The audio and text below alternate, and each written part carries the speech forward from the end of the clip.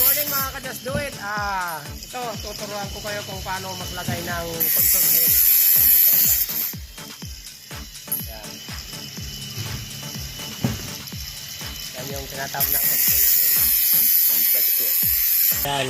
Bago ikabit yun, unang gagawin ito, bubutasan muna siya. Yan.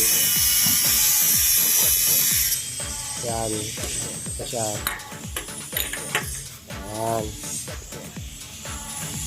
Pagkatapos nyan, tapos nating mabutasan, lalagay naman natin to yung panggilid nya para hindi siya bumaba, hindi siya tumaas. Yan. Pagkatapos nyan, ito lalagay na natin siya. Yan. Itupat na natin. Yan.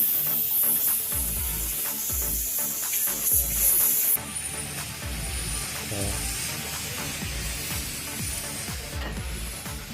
So ayan nga guys, pag nailagay na ito, lalagyan na ng screw, ng tornilyo. Yan. Tapat lang doon sa butas para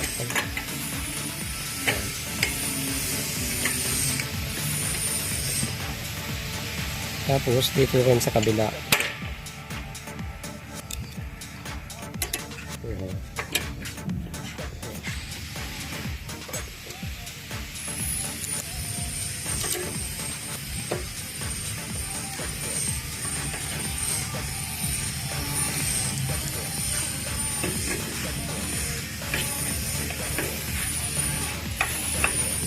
So, pag naikabit na, anong pangalan nito?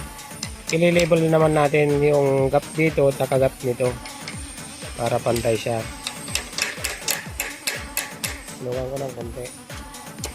Okay.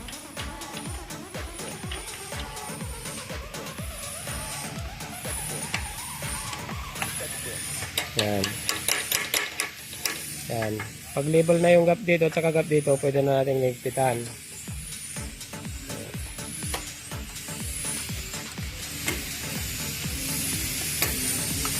Yan. Tapos niyan, pag nailagay na yung tornilyo, lagay naman natin yung allen key niya dito para hindi siya bababa. So, ito yung support niya na allen key. Dalawa.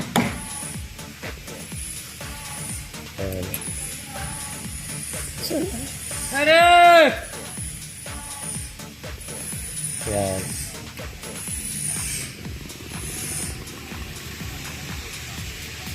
Yan. Tapos dito naman sa kabila.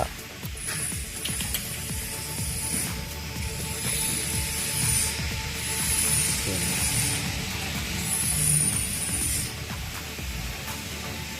Yan.